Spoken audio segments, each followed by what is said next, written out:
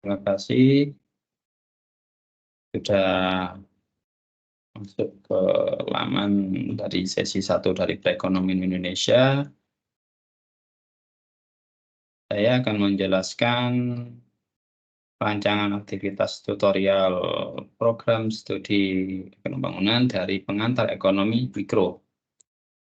Oke, deskripsi singkat dari mata kuliah ini yaitu membahas mengenai konsep dasar aktivitas ekonomi, penentuan harga, teori perilaku konsumen, produksi, struktur pasar, monopoli, oligopoli, faktor produksi, keseimbangan, pasar, mikroekonomi, energi, dan daya listrik. Dari beberapa capaian pembelajaran, mahasiswa dapat menjelaskan perilaku manusia dalam melakukan konsumsi, produksi, dan berinteraksi dari beberapa jenis pasar.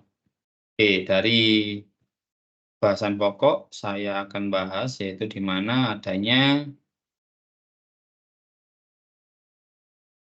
konsep dasar dan aktivitas ekonomi, terus selanjutnya yaitu penentuan harga, yang ketiga yaitu struktur pasar, terus selanjutnya yaitu penentuan harga, faktor produksi, terus mikroekonomika, energi, dan daya listrik. Nah, ini menjadikan suatu pokok bahasan dari sesi pertama sampai terakhir nantinya.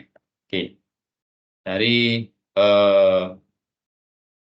berapa yang akan kita mulai, yaitu dari sesi pertama, yaitu aktivitas dari dasar dan aktivitas ekonomi.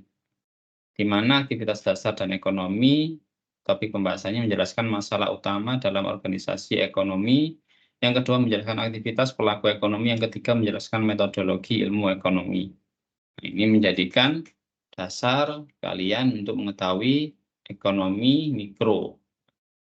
Masalah utama dalam organisasi ekonomi, yang pertama konsep dasar ekonomi, yaitu ilmu ekonomi, adanya ekonomi deskriptif mengumpulkan keterangan faktual mengenai masalah ekonomi. Terus teori ekonomi, adanya teori ekonomi mikro dan teori ekonomi makro. Terus yang ketiga, ekonomi terapan, di mana menggunakan hasil pemikiran yang terkumpul dalam teori ekonomi. Ruang lingkup teori ekonomi. Nah, di mana suatu cabang ilmu ekonomi yang mempelajari kegiatan ekonomi secara individual atau berbagai bagian kecil dari masalah ekonomi atau secara disagregat. Asumsi umum yang termasuk asumsi rasionalistis, asumsi ceteris paribus, dan asumsi pemberdayaan. Ruang lingkup teori ekonomi mikro ini di mana asumsi equilibrium parsial dan asumsi tidak hanya hambatan atas proses penyesuaian. Nah, asumsi equilibrium tidak ada hubungan timbal balik antara perbuatan ekonomi dengan perekonomian di mana pelaku ekonomi berbeda.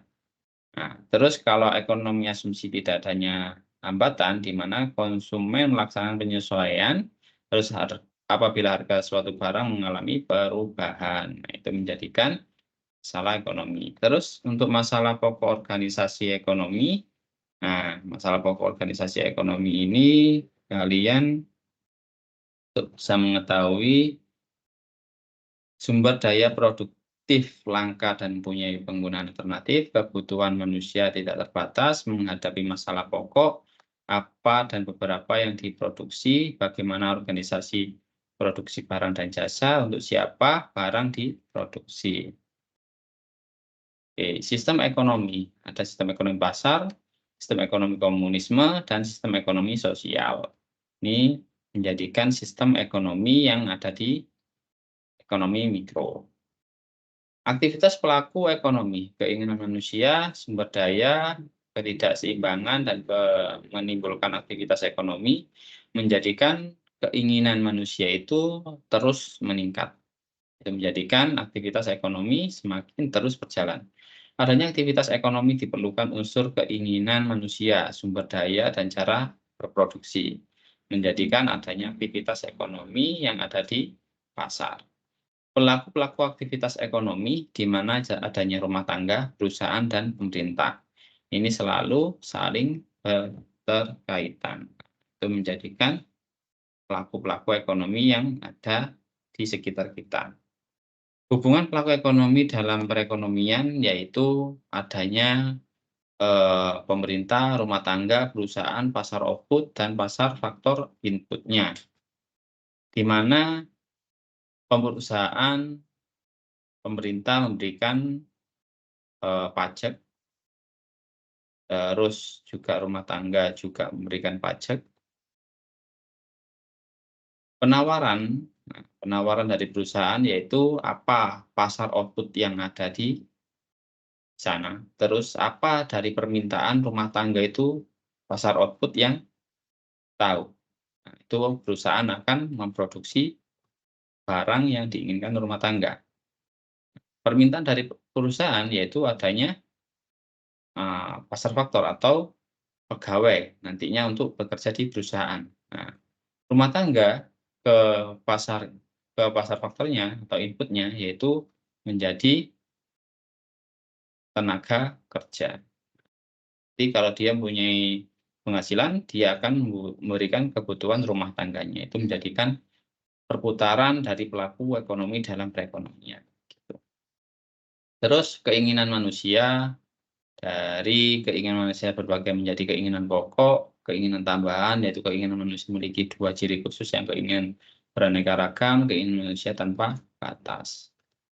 Terus juga sumber-sumber daya klasifikasi menurut ahli ekonomi, Lewis, tenaga kerja, dan modal. Kalau dari Sumitro, kekayaan alam, modal, keahlian manusia, dan tenaga kerja. Cara-cara berproduksi di mana beberapa barang itu harus diproduksi, tercapainya pembiayaan yang minimal, sumber-sumber daya yang akan dipakai untuk memproduksi, cara-cara mana yang harus digunakan, barang atau jasa yang harus diproduksi. Metode ilmu ekonomi, di mana adanya pengumpulan, penyusunan fakta, perumusan teori, pengujian, dan hasil yang digunakan untuk menyusun kebijakan ekonomi. Verifikasi yang pertama yaitu padanya harus adanya fakta, prinsip atau teori, dan kebijakan ekonomi untuk menguji dan dikembalikan ke fakta apa yang terjadi itu. Nah, ilmu ekonomi sering menggunakan model ya atau gambaran penyederhanaan dunia nyata yang menunjukkan hubungan antara atau variabel yang relevan dengan adanya hukum permintaan. Cara penyajian teori yaitu adanya uraian verbal, tabel angka, persamaan matematis, dan berbentuk grafik. Itu bisa kalian ketahui yang biasa kerja di perusahaan. Oke, dari pengantar ekonomi mikro ini yang kalian bisa ketahui yaitu yang ada di sekitar kalian. Itu menjadikan pengantar ekonomi dasar yang kalian ketahui. Kalian yang bekerja itu bisa tahu, "Oh, saya bekerja mencari, apa namanya, uang untuk membayar kuliah." Nah, terus permintaannya yaitu bahwasanya kalian harus mengerjakan tugas. Nah, itu menjadikan suatu faktor ekonomi mikro nantinya dari situ. Karena apa? Menjadikan suatu kebutuhan yang ada di masyarakat, gitu. Oke, untuk, eee pengantar ekonomi mikro ini saya akhiri dulu. Semangat dan jangan lupa tugasnya dikerjakan dan jangan lupa juga daftar hadirnya jangan lupa dicentang supaya menjadikan kalian bisa aktif dalam perkuliahan ini. Oke, sekian. Terima kasih. Sampai jumpa.